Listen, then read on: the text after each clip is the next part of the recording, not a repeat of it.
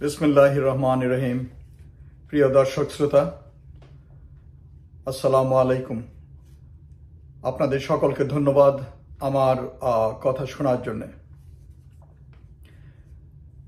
আজকে আমি দেশের বর্তমান পরিস্থিতির উপর সার্বিকভাবে কয়েকটি বিষয়ের উপর সংক্ষিপ্তভাবে আলাপ করতে চাই। আমরা এখনো লক্ষ্য করে যাচ্ছি আমাদের দেশে ভারতীয় গোয়েন্দা সংস্থা র এর চক্রান্ত অব্যাহত আছে এবং তারা আমাদের দেশে সক্রিয় ফিফথ কলামিস্ট এবং তাদের এজেন্টদের দ্বারা এবং পূর্বের স্বৈরাচারী সরকার বিভিন্ন জায়গায় তাদের যে লোক নিয়োগ করে গেছে তাদের সহযোগিতায় আমাদের বিভিন্ন সেক্টরে, সরকারের বিভিন্ন সেক্টরে বিভিন্ন সমস্যা সৃষ্টি করার চেষ্টা করছে এবং তারা প্রথমে যে কাজটি এখন করার চেষ্টা করছে সেটা হচ্ছে আমাদের দেশের রাজনৈতিক দল এবং ছাত্রদের বৈষম্য বিরোধী আন্দোলনের যে দল, সেই শক্তিশালী সংগঠিত ছাত্র শক্তিকে ওরা বিভেদ করার চেষ্টা করছে, এদের মাঝে বিভাজনের চেষ্টা করে যাচ্ছে, এদের মাঝে দ্বন্দ্ব, সন্দেহ এসবের সৃষ্টি করার চেষ্টা করছে। আমি আমাদের রাজনৈতিক দলগুলোকে বলতে চাইব যে এত শহীদের রক্তের বিনিময়ে আমরা যে স্বাধীনতা নূতন করে অর্জন করলাম, এই স্বাধীনতাকে রক্ষার জন্য বর্তমান সময়ে সবার দেশ গঠনের কাজে আত্মনিয়োগ করতে হবে। অনেকে হয়তো বলবেন যে আজকাল অনেকে অনেক নীতিকথা বলছেন। আমি দেশের একজন নাগরিক হিসাবে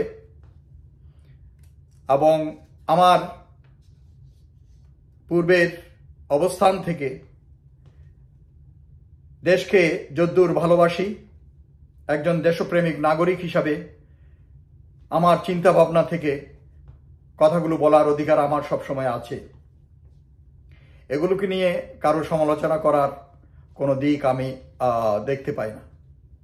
সবারই মত প্রকাশের, সবারই নিজে যা ভাবি তা প্রকাশ করার স্বাধীনতা আছে, এটা আমার জন্মগত অধিকার। কাজেই if you like it, just listen to it, if you don't like, just go away, walk away. So আমি যেটা বলতেছিলাম, প্রিয় দর্শক শ্রোতা, আমাদের দেশে এখন রয়ের প্রধান এজেন্ডা হচ্ছে আমাদের রাজনৈতিক দলগুলো যাতে সুসংগঠিতভাবে এবং ছাত্র সংগঠন এরা সুসংগঠিতভাবে দেশ গঠনের কাজে আত্মনিয়োগ করতে না পারে একতাবদ্ধ হয়ে, এবং তারা যেন নিজেদের মাঝে বিভিন্ন দ্বন্দ্ব সৃষ্টির মাধ্যমে শত্রুতার সৃষ্টি হয় এবং নিজেদের মাঝে বিভাজন সৃষ্টি হয়, তারা মারামারি এবং একজন একজনকে অপছন্দ ইত্যাদি শুরু করে, যে জিনিসটা আওয়ামী লীগ সরকারের সময় হয়েছিল। কিন্তু আমার আহ্বান থাকবে সকল রাজনৈতিক দলগুলোর প্রতি যে আপনারা ভারতীয় গোয়েন্দা সংস্থার এই ফাঁদে পা দেবেন না। আপনারা আল্লাহর ওয়াস্তে যদি দেশপ্রেমিক হন, দেশের জন্য আপনারা কন্ট্রিবিউট করতে চান, পুরনো ন্যারেটিভ ভুলে যান। আওয়ামী লীগের যে কিভাবে পতন হলো, স্বৈরাচারী সরকার হাসিনার যে কিভাবে পতন হলো, এর থেকে শিক্ষা গ্রহণ করে আপনারা যদি সত্যি দেশপ্রেমিক হন, দেশের জন্য, জনগণের জন্য কাজ করতে চান, তাহলে আপনারা নিজেদের মাঝে সুসংগঠিত হন, পুনর্বিন্যাস করুন, নেতৃত্বের বদল করুন এবং আগামী দিনের যখনই নির্বাচন হয়, নির্বাচনে যাতে জনগণের সমর্থন আপনারা লাভ করতে পারেন সেই চেষ্টা করুন। মানুষকে ধোঁকা দেওয়ার সময় চলে গেছে, মানুষকে মিথ্যা প্রমিস করার সময় চলে গেছে। জনগণ আপনাদেরকে চিনে। আমাদের দেশে যে রাজনৈতিক দলগুলো এখনো আছে, বিশেষ করে আমি বিএনপির কথাই বলি, আপনারা এর আগে ক্ষমতায় ছিলেন, আপনারা কি করেছেন জনগণ জানে। কাজেই আপনাদের পুরো জিনিসটাকে ওভারহল করতে হবে। আপনাদের you have to revisit your policies. আপনাদের পলিটিক্যাল পার্টিগুলোকে আমি বলবো, আপনাদের সব কিছুকে বর্তমান প্রেক্ষাপটের আলোকে, বর্তমান সময়ে জনগণের চাহিদার আলোকে, বর্তমান সময়ে দেশ ও জাতির প্রয়োজনের স্বার্থে আলোকে আপনাদেরকে রিফর্ম করতে হবে, করে ওভাবে আপনাদেরকে তৈরি হইতে হবে। কিন্তু বর্তমান সময়ে যে জিনিসটা দরকার, ওই নির্বাচনের জন্য ক্ষেত্র তৈরি করার জন্য আপনাদের সবচেয়ে প্রাইম কাজ হচ্ছে ইলেকশনের জন্য, নির্বাচনের জন্য চিল্লাপাল্লা না করে, আপনাদের এত চিন্তা করার দরকার নাই তো, কারণ গণতান্ত্রিক নিয়মে নির্বাচন হবে, এটা হওয়ার কথা। কাজে এটা না দিয়ে বেশি দিন তো কেউ থাকতে পারবে না, কারণ জনগণকে এটা চাইতে হবে। জনগণ যখন চায়, ওরকম একটা রিজনেবল সময়ে পর হয়তো অন্তর্বর্তীকালীন সরকার নির্বাচনের ব্যবস্থা করবেন। কিন্তু ততদিন পর্যন্ত আমাদের সবার উচিত একসাথে কাঁধে কাঁধ মিলিয়ে দেশের মেরামতের জন্য আমাদের কাজ করে যেতে হবে। আপনারা জানেন দেশের প্রতিটি সেক্টর কিভাবে ধ্বংস করে গেছে স্বৈরাচারী সরকার। কাজেই প্রথম আহ্বান হচ্ছে আমার, এখন আমাদের জাতীয় ঐক্য দরকার। আপামর জনসাধারণ, প্রতিটি বিভাগ, প্রতিটি ক্ষেত্রে, প্রতিটি শ্রেণী পেশার মানুষ আমাদেরকে এক হতে হবে। নিরর্থক অপ্রয়োজনীয় সমালোচনা নয়। বর্তমান সরকারের উপদেষ্টারা কাজ করছেন, যে যাই হোক, তাদেরকে আনা হয়েছে, সরকার গঠন করা হয়েছে, ডক্টর ইউনূসের সাথে কাজ করতে দেন। তারা নিশ্চয়ই নিজেদের এজেন্ডা অনুযায়ী যাচ্ছেন। Doctor Yunus is leading them. আমরা দেখি, let's see. We have to give them A reasonable time. আমাদেরকে তাদের একটা মোটামুটি সময় দিতে হবে। দেওয়ার পর আমাদেরকে সহযোগিতা করতে হবে দেশটা গঠনের জন্য। এবং এইটাই তো ছিল আমাদের এই আন্দোলনের, এই বিপ্লবের, এই গণ অভ্যুত্থানের 1 নম্বর এজেন্ডা, যে দেশ মেরামত। এবং আমার এই প্রাণপ্রিয় ছাত্ররাও, তরুণরাও বলে দেশ মেরামত। দেশ মেরামত করতে হবে এখন। দেশ মেরামতের জন্য এখন দরকার জাতীয় ঐক্য। কাজে জাতীয় ঐক্যের জন্য আমি বলবো, নিজেদের মাঝে কোনো বিভাজন নয়, সবকিছু ভুলে গিয়ে যেভাবে বিপ্লবের সময় সবাই কাঁধে কাঁধ মিলিয়ে কাজ করেছে, আমাদেরকে এখন কাজ করতে হবে, নইলে সফলতা নয়। ওরা, ভারত একটার পর একটা ন্যারেটিভ দিয়ে যাবে এবং এখানে অশান্তি সৃষ্টি করার চেষ্টা করতে হবে। আমাদেরকে সতর্ক থাকতে হবে, আমাদের সীমান্তকে সুরক্ষিত রাখতে হবে, আমাদের সেনাবাহিনীকে প্রস্তুত থাকতে হবে, অন্যান্য বাহিনীকে প্রস্তুত থাকতে হবে, সুসংগঠিত হতে হবে। ভারতের মিথ্যা প্রপাগান্ডা, মিথ্যা প্রচারণায় আমরা বিচলিত হব না। আমরা ভারতীয় জিনিস বয়কট করব। ভারতীয় গোয়েন্দা চররা যারা আমাদের দেশে ঘুরে বেড়াচ্ছে, তাদেরকে খুঁজে বের করতে হবে এবং তাদেরকে নির্মূল করতে হবে। ভারতের সাথে আমাদের আর বন্ধুত্ব নয়, এরা আমাদের কখনো বন্ধু ছিল না। কাজেই ওই জিনিসটা যাদের মাথায় এখনো আছে, ওইটা মাথা থেকে বের করে দেন। আমাদের আরো নতুন নতুন বন্ধু আছে এবং বন্ধু হবে, সমস্যা নাই। আমাদের ভারতকে দরকার নাই, ভারতকে আমাদের দরকার। কাজেই এই কথাগুলো মনে রেখে আমাদের সবাইকে সুসংগঠিত হতে হবে, ঐক্যবদ্ধ করতে হবে দেশকে সামনে এগিয়ে নেওয়ার জন্য। আমাদের দ্বিতীয় যে জিনিসটা, ওটা হচ্ছে সরকারের জন্য এটা, যে আমাদের কাঠামোগত পরিবর্তন করতে হবে যত তাড়াতাড়ি সম্ভব। স্বৈরাচারী সরকার প্রথম লেভেল, দ্বিতীয় লেভেল, তৃতীয় লেভেল, চতুর্থ লেভেল পর্যন্ত সব জায়গায় প্রতিটি সেক্টরে তাদের অনুগত লোক রেখে গেছে।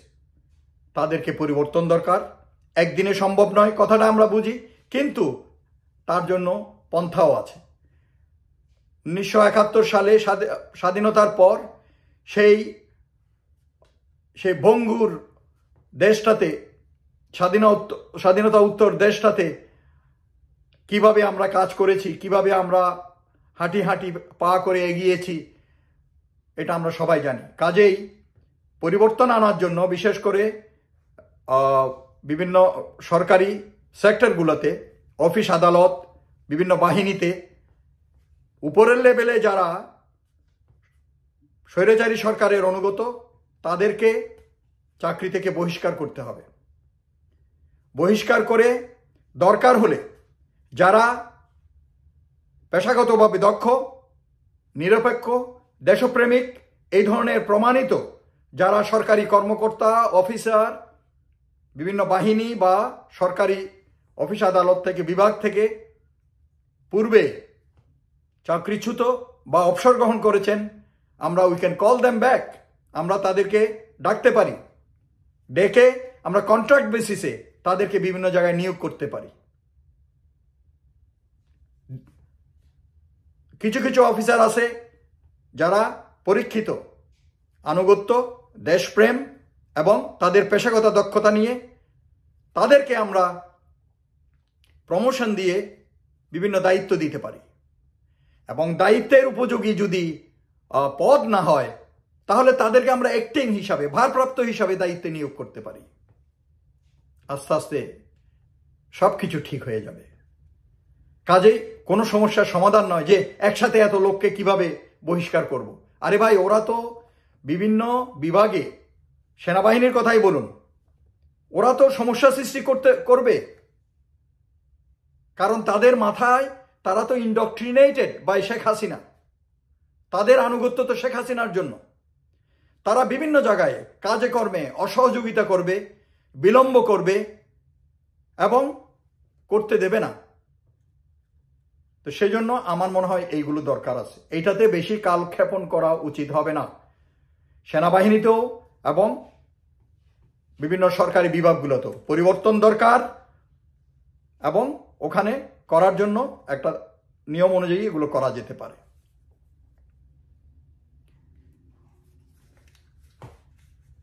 সেনাবাহিনীতে একটা জিনিসের জবাব সেনাপ্রধানকে দিতে হবে সব সময়, এবং এই নিয়ে বাইরে অনেক আলোচনা হয়, অনেকে সমালোচনা করে যে বন্দিরা পালায় কিভাবে। সো এই জিনিসটার প্রতি আপনাদের খেয়াল রাখতে হবে। সেনাবাহিনীর ইমেজ যাতে ক্ষুণ্ণ না হয়, এই ধরনের ঘটনা যেন না ঘটে, এইটা ব্যবস্থা গ্রহণ করতে হবে। এগুলোর জন্য কোনো অজুহাত বা কোনো গল্প জনগণ, দেশবাসী গ্রহণ করবে না। আরেকটা জিনিস, এখন কয়দিন আগে ইন্ডিয়ান ডিফেন্স মিনিস্টার তার হাই লেভেল কমান্ডারদের সাথে, মিলিটারি কমান্ডারদের সাথে কথা বলার সময় উল্লেখ করেছে যে বাংলাদেশের কনটেক্সটে উল্লেখ করেও বলেছে যে সেনাবাহিনীকে প্রস্তুত থাকতে হবে যুদ্ধের জন্য, ব্লা ব্লা ব্লা। বাট আমি মনে করি ওইটা উনি ওভাবে বলেন না, কারণ আমরা সব সময় বক্তৃতা দেওয়ার সময়, যেমন সেনাপ্রধান, কোনো বাহিনী প্রধান বা কমান্ডার ইন চিফ, এরা যখন বক্তৃতা দেয় তখন বলে যে আপনাদেরকে সবসময় যুদ্ধের জন্য প্রস্তুত থাকতে হবে, প্রশিক্ষিত হতে হবে, সবকিছু সাজ সরঞ্জাম নিয়ে তৈরি থাকতে হবে, এটা বলা হয়। বাট এর আগেও আমরা বিভিন্ন জায়গায় বিচ্ছিন্নভাবে ওদের বিভিন্ন কংগ্রেসের সদস্য বা অন্য রাজনৈতিক নেতা এই ধরনের আউলফল মন্তব্য করতে শুনেছি, যে অনেকে বলছে যে বাংলাদেশকে সৃষ্টি করে তাদের ভুল হয়েছে, হ্যাঁ, তারপরে আমাদের দেশ দখল করে নেবে, এই সেই। তো আমি ওদেরকে বলবো, আমি ফেসবুকে একটা পোস্ট দিয়েছি, যদি এটা ফানি, ওনারা আসলে ওনাদের বিচ্ছি দুইটা এখানে আটকায় যাবে। And India knows it. India knows that if they come, if they step into Bangladesh, they will be stuck. কাজে ওরা ওই ভুল করবে না। আমরা বাংলাদেশে বাংলাদেশ সেনাবাহিনী বাংলাদেশের ছাত্র জনতা, আমরা উই হ্যাভ প্রুভড। মুক্তিযুদ্ধের সময় আমাদের মুক্তিযোদ্ধারাই, ছাত্র জনতারাই স্বাধীনতাকে তার বিজয়ের দ্বার প্রান্তে নিয়ে এসেছিল। আর আপনারা মাত্র 6 দিন আগে, 6 তারিখ থেকে ওরা ইয়ে করছে, তার 10 দিন আগে এসে পুরো কৃতিত্বের দাবিদার হয়ে সেজেছেন এবং দাবি করেন আপনাদের দেশে যত মিলিটারি হিস্ট্রি বই আছে বা ইতিহাসের বই, ওখানে আমাদের স্বাধীনতা যুদ্ধকে আপনারা এমনভাবে দেখিয়েছেন যেন ওইটা আপনাদের দেয়া। এই দেশ কারো বাপের না, এই দেশ কারো দান না, একমাত্র আল্লাহর দান। এবং আমাদের দেশের ছাত্র জনতার কষ্টের যুদ্ধের মাধ্যমে, স্বাধীনতা যুদ্ধের মাধ্যমে এবং জীবন বলিদানের মাধ্যমে আপনারা এসেছিলেন বন্ধু হয়ে মাত্র 10 দিন আগে আপনাদের এজেন্ডা হাতে নিয়ে। আপনাদের মুখ, ভারতের মুখ বাংলাদেশিদের কাছে উন্মোচিত হয়ে গেছে। কাজে আমাদের ভয় পাওয়ার কিছু নাই। আমাদের অনেক বন্ধু আছে এবং বন্ধু আমরা খুঁজে নেব, অসুবিধা নাই। ভারতকে আমাদের বন্ধু হিসাবে মিছিমিছি কনসিডার করার কোনো কারণ নাই, কারণ তারা আমাদের বন্ধু নয়, আপনারা জানেন। তো সেজন্য বলছি, আপনারা বিভ্রান্ত হবেন না, বিচলিত হবেন না। দেশবাসী আপনারা একসাথে থাকুন। আমাদের এখন জাতীয় ঐক্য দরকার। যেটাই আসুক ইনশাল্লাহ আমরা মোকাবেলা করতে পারব। আমরা ছোট দেশ হলেও আমরা মিলিটারি মাইট এবং শক্তির দিকে ইনশাল্লাহ আমরা আস্তে আস্তে এমন হব, ওই যে আমাদের দেশে আছে না ছোট মরিচ, দেখতে ছোট কিন্তু কামড় দিলে দুনিয়ার ঝাল। ইনশাল্লাহ Bangladesh will be just like that in this subcontinent. So India আমাদেরকে ওই সিকিম এবং অন্যান্য সেবাদাস দেশগুলোর মতো যদি মনে করে, সে ধারণা মিছে। কারণ এটা মুসলমানদের দেশ বেসিক্যালি, এবং আমরা পাশাপাশি অন্যান্য ধর্মের লোকদের প্রতিও শ্রদ্ধাশীল এবং তাদেরকে আমরা সুরক্ষা দেই। কাজে ভারতের প্রতি আমাদের আহ্বান যে just don't try to play funny with us. So এখন শুনলাম আপনারা নূতন করে আপনাদের মিডিয়ায়, ভারত তাদের মিডিয়ায় গল্প বানাচ্ছে এই যে স্বর্ণা দাসের ব্যাপারে। স্বর্ণা দাস নাকি এখান থেকে পালিয়ে যাচ্ছিল এবং বিজিবি তাকে গুলি করেছে এবং সে মারা গেছে। তা আমরা তো জানি এই মৃত্যুক জাত, এই মৃত্যুক দেশ ভারত সবসময় মিথ্যায় আশ্রয় নিয়ে আসছে এবং ওই তার পন্থাতেই হেঁটেছিল, তার হাত ধরেই হেঁটেছিল শেখ হাসিনা স্বৈরাচারী সরকার। মিথ্যার বেসাতি করে সারা এই সে 16 বছর কাটিয়ে গেছে। তো ভারতকেও আমরা চিনি, সে আমাদের সাথে চুক্তি করে কোনোটাই কথা ঠিক রাখেনি। সে আমাদের কখনো বন্ধু ছিল না, আমাদের সাথে প্রমিস রাখেনি। বিভিন্ন ক্রাইসিসে আমরা পরীক্ষা করেছি।